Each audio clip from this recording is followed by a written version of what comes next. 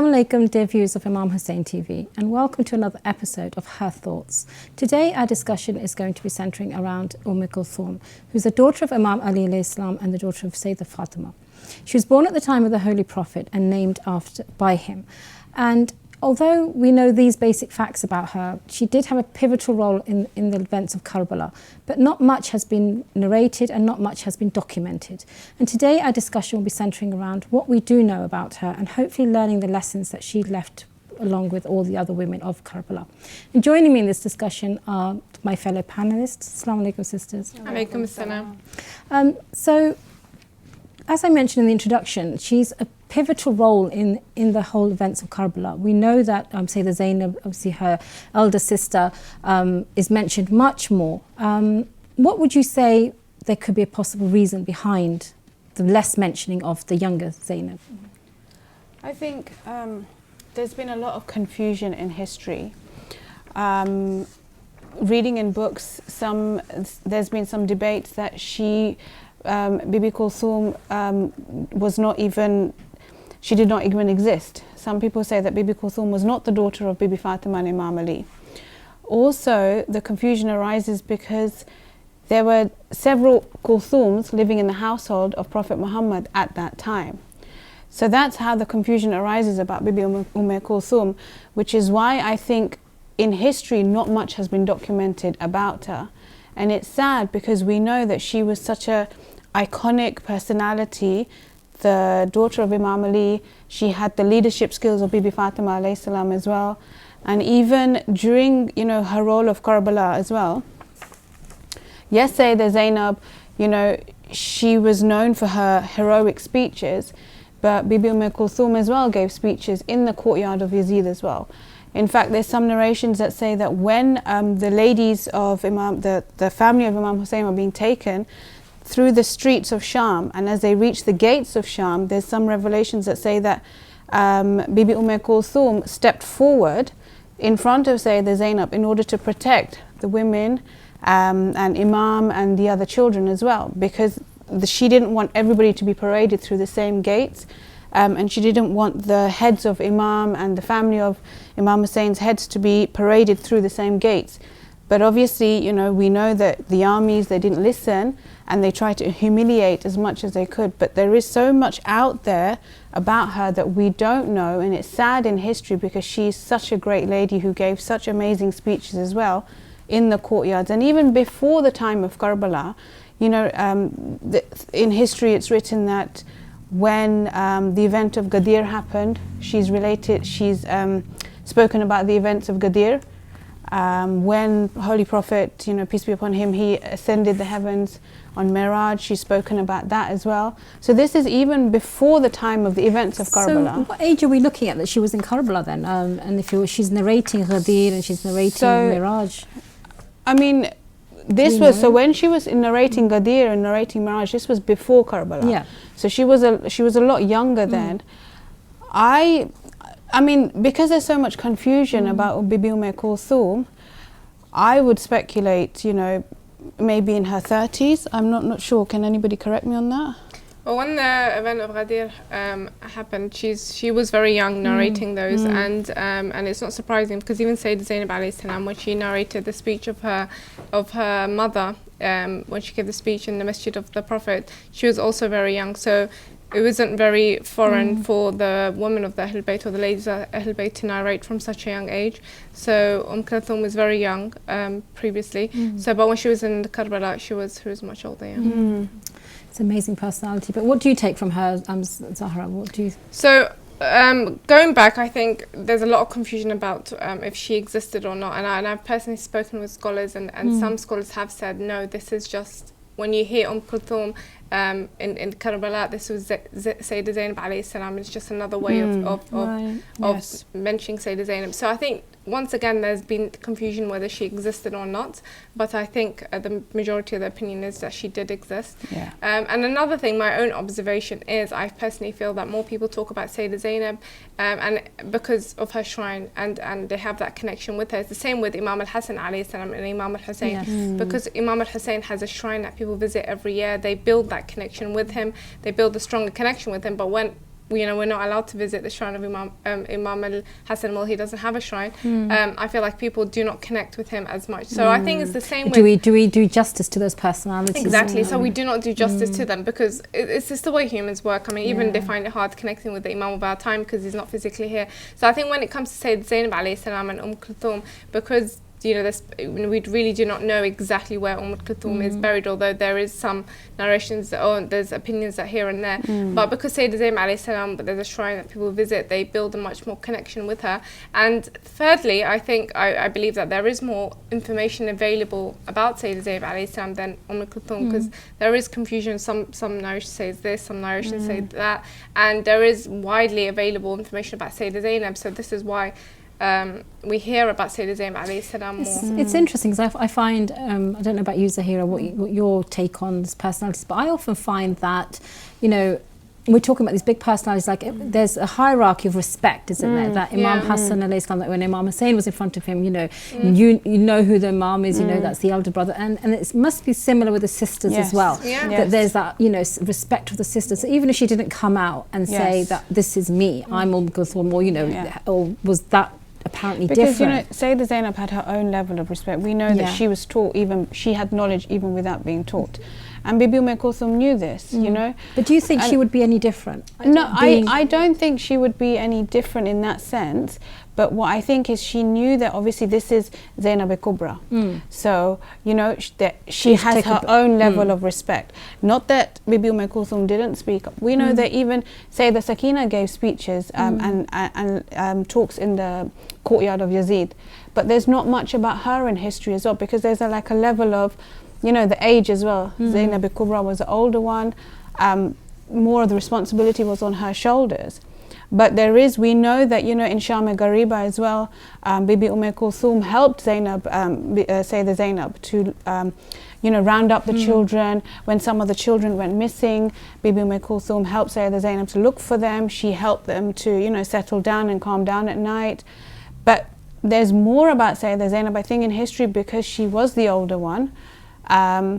And maybe, Bibi Kulthum, because more in the forefront. Yes, exactly. What do you think, Zahira? I think also the fact that because of people having the same name and perhaps there being historical confusion, the fact that we don't have perhaps 100% concrete, solid facts about her, maybe that kind of makes us feel like, oh, she was probably quieter and she was probably not as active, but actually she could have, we don't know, she could have been probably just as, she's the daughter of Imam Ali and Fatima al-Zahra. Exactly. That's, which one of their kids wouldn't have that kind of valor? So I mean, also there was, I was reading in books as well that after Sayyidah Fatima had become Shaheed, and when Imam Ali was going to fight battles, she would, be very outspoken as well.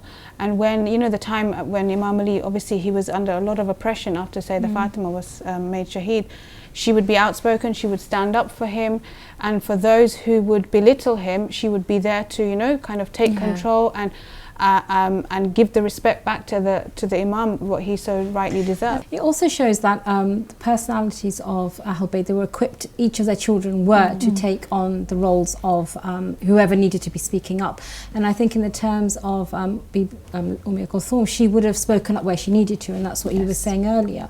But I don't know, Zahra, if you want to add to that. No, she definitely did speak up, and it's quite a shame, because a lot of people in the community do not, they've heard about the speeches of Sayyida Zainab alayhi salam in Kufa and Sham, perhaps the two most famous ones, but they don't really talk about the speech of Kulthum, and she was there beside her. She spoke up as well, and we have to remember that. And there's also, when you read about the events which happened after the Battle of Karbala, Sayyida Zainab alayhi salam would converse quite a lot with Kulthum. She would ask her questions, they would talk about what's happening, and that's something that we also do not talk about. Do you wonder if the relationship between the sisters was similar to Imam Hassan and Hussein? What do you think, Zahira? Do you think that imagine it not to be. We hear that after the martyrdom of Fatima al-Zahra, both Sayyida Zainab and Sayyida Kulthum were very, very close to Imam Ali alayhi salam.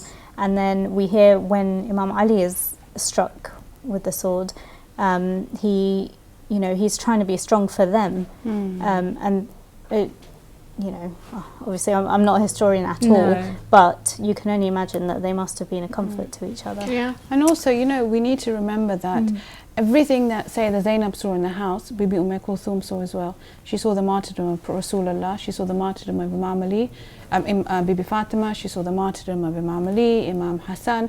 She was there in Karbala, she saw the martyrdom of her brothers, the children.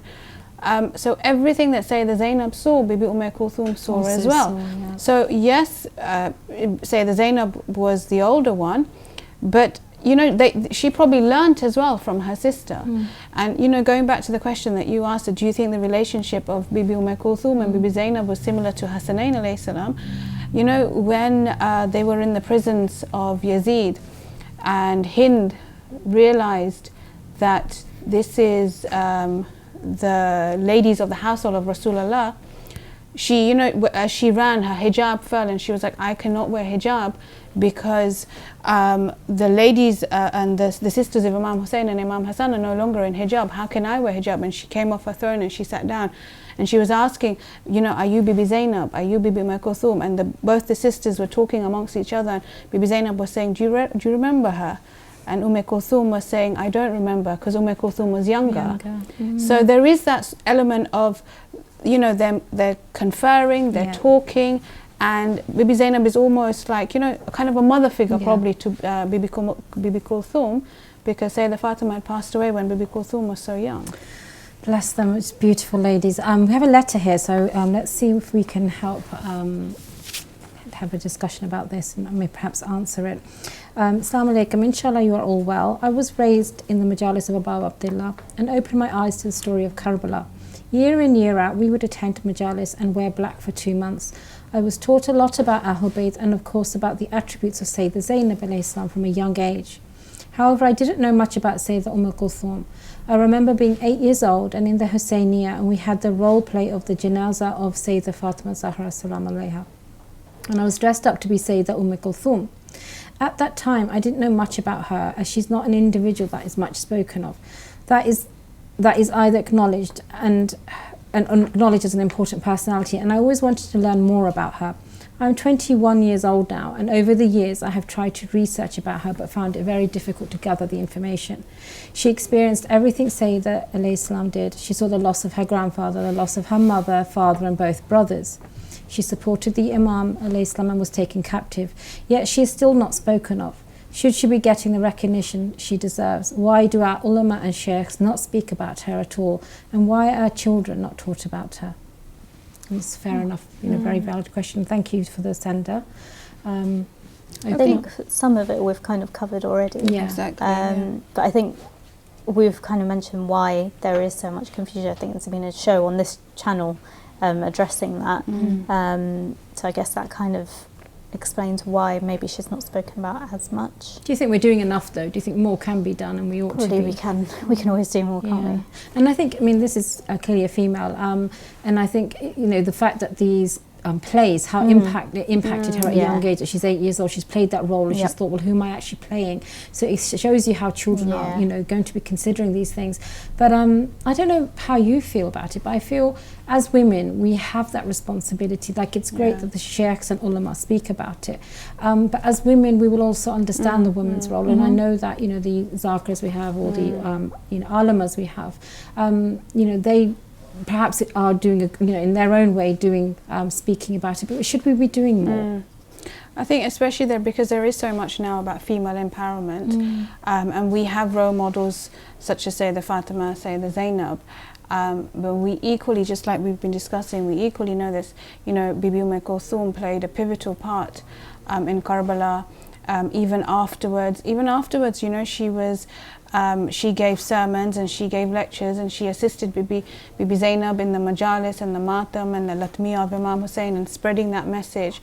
So there is a lot that we don't know about her, and it's shows like this which open up viewers' eyes, and even for us, you know, there's a learning curve for all of us to learn from her life, implement it into our lives, and take something back. It's always interesting, this female empowerment term, because obviously we have hot topics and we have hot you know, phrases, and I always find it a bit comical, because I feel that we have such amazing Yes. personalities Yes. from the very beginning of Islam, like who did Prophet Muhammad, peace be upon him, marry. You know, this lady who was just so empowered in her own time, and we're talking about Arabia 1400 years ago. Absolutely. So I always find that, you know, it's perhaps us that doesn't do the justice, We and don't, exactly like this letter is saying, we're not just giving the justice to these Definitely. personalities And and raising awareness. Sorry, Just to Sahir. add to your point, I feel like because perhaps we don't do enough and we focus, I've mentioned this in previous shows, we focus on the highlight of these women's lives where, you know, the day of Ashura and things like that. And we almost think that being empowered is something really exceptional, and it is.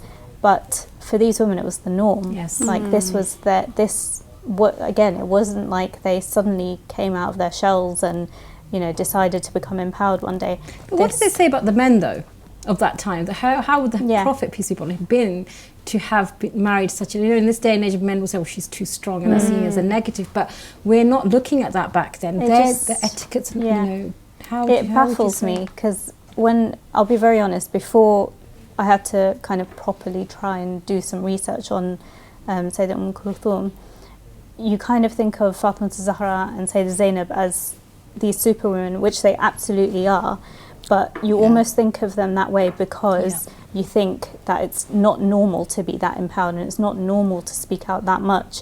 And then when I started reading about Sayyidah Kulthum, and I was like, wait, she was just like that as well. And you realise this was completely the norm for the women of Ahlul Bayt. They were very empowered, they were very outspoken when it came to oppression and injustice, and that's completely normal for them. That was part of their personality. And you know, you ask the question, well, what would the men have been like?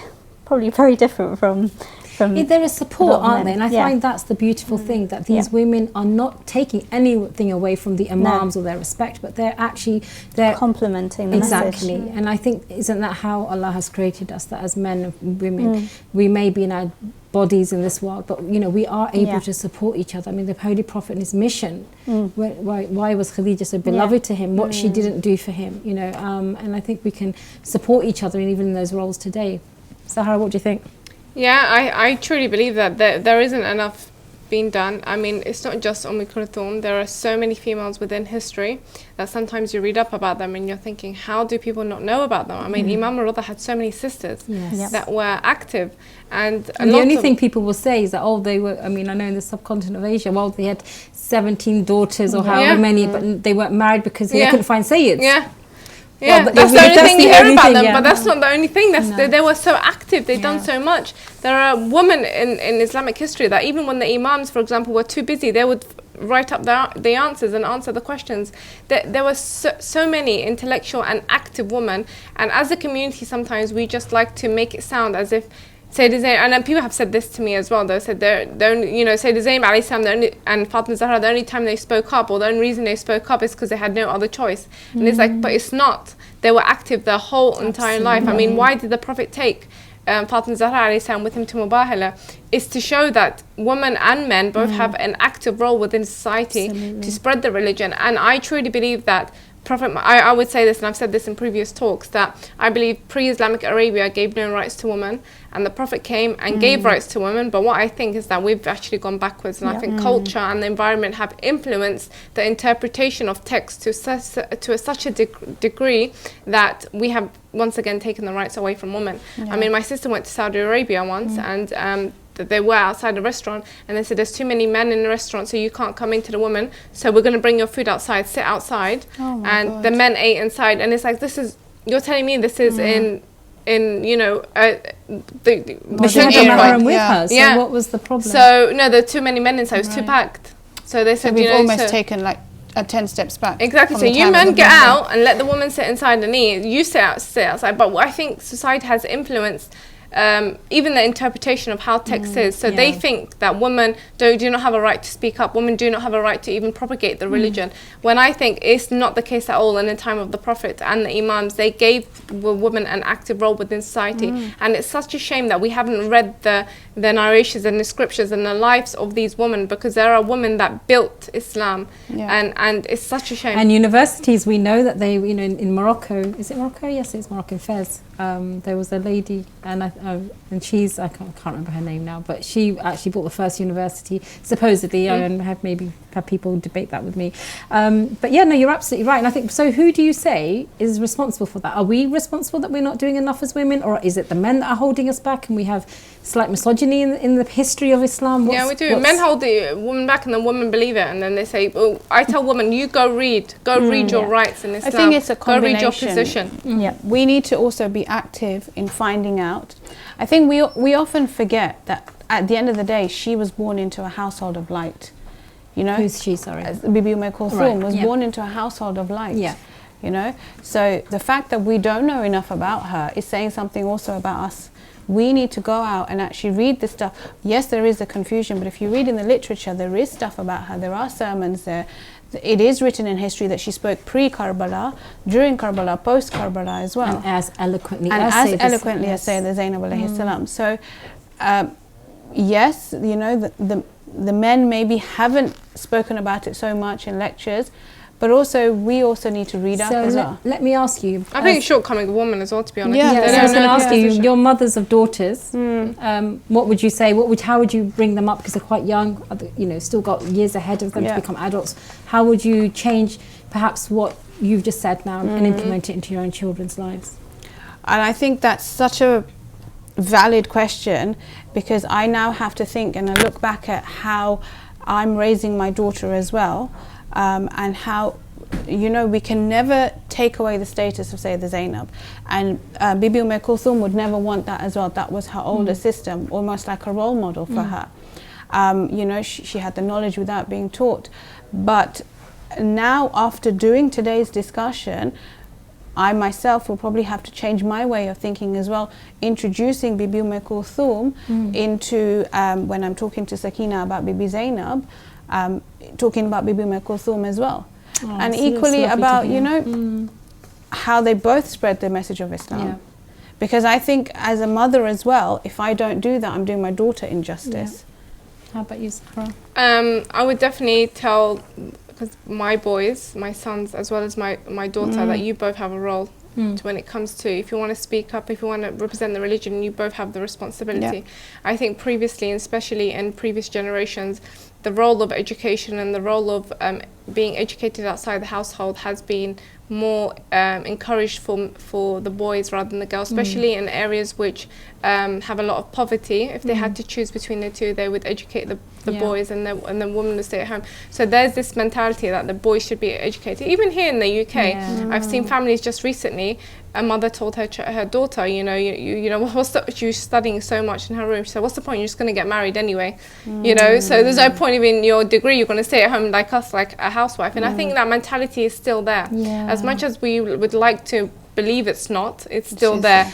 I mean, I don't dispute that. Absolutely, you're right, 100%. But I guess I don't know what the generation of the mother is. But obviously, we know our time and our children's time is changing. And I pray that by the time your daughter grows up, there's more opportunity for girls to come out and actually be more. But that's the thing. It's not just outside. I mean, there should be more opportunities for women within the religious atmosphere as well. I have felt like if our community now, if you're talking about this generation, they would encourage women to become dentists. They would encourage women to be doctors. You know, we've developed so much that we've encouraged that, but when it comes to propagating the religion, there is still that idea that it's down to the man to propagate the religion. I the think responsibility. equally teaching the boys of our generation that, look, we have the likes of Sayyidah Fatima, you know, who without her, some can say that she was almost like, you know, after Bibi Khadija's shahadat, she was like the backbone of Rasulullah. She was the one who would clean him. She was the one she was the mother of her father. So there is no man that can go out there and say that, look, a woman cannot be equally as good, because we have people like Sayyidah Fatima, we have people like Sayyidah Zainab, and we have personalities and, you know, Bibis like Bibi Kulthum. So also educating our sons, first of all telling myself, educating my own son, that look, we have these personalities. Nobody can say that a woman belongs in the house. She is equally to go out and work, to earn, but also to propagate Islam as well. Women can be as successful sitting on the mimbar as a man can as well. Yeah, and there's no harm in having a career and also No. being able to Why not? promote the. And it's difficult, absolutely. But I think there are women, even today, we have certain alimas in our community who are perhaps dentists and also, they're alimas as well. They've combined amazingly both sides. And Bibi Khadija was a businesswoman. Well, exactly. So- But thank you so much. We've had a really amazing discussion about Kulthum. And I just want to finish today's show with an excerpt from this book on her, actually. Please do email viewers if you'd like to know what the name of the book is. It's going back to the events of Karbala, and it's related to Kulthum. Obviously, this book is. And it says about Fatima Sughra. She's the daughter of Imam Hussein, as we know, in Islam. And she narrates, I was standing at the side of a tent lamenting over the mutilated bodies of my father and his faithful companions. I saw horsemen galloping over their bodies and advancing towards us. I was filled with fear and began to wonder whether they would kill us or take us as captives. A man among them rode to the women and began to stab them with the end of his spear, removing and looting their veils and outer coverings. The women cried out in desperation as they tried to flee their attacker. I trembled with fear and hid behind my aunt, Kulthum, for protection. At this moment, I saw an enemy running towards me. I too ran, and thinking that I had escaped from him, he struck at my back with the knot of his spear. I fell onto my face. He pulled up my earrings, tearing my ears, and he took away my face covering. The dripping blood from my ears covered my face and head, and I lost consciousness. When I regained consciousness, I saw my aunt Kulthum sitting beside me weeping. Lady Zainab alayhi salam gathered the women and the children. She realized the two young children could not be found. She called out to Lady Kulthum and went to look for the children. After a long search in the plains of the desert, they found two children resting underneath a thorn bush in each other's embrace. Nothing could have prepared the two sisters to bear the tragic deaths of these two infants who had died from fear and hunger as they tried to awake them. Only Allah subhanahu wa ta'ala knows what prevailed over their hearts at that moment. Lady Kulthum spent the night busy in gathering the children and taking away the fear from them. That's all we have time for today. Please join us on the next episode where we'll be having further discussions. Assalamu alaikum wa rahmatullahi wa barakatuh.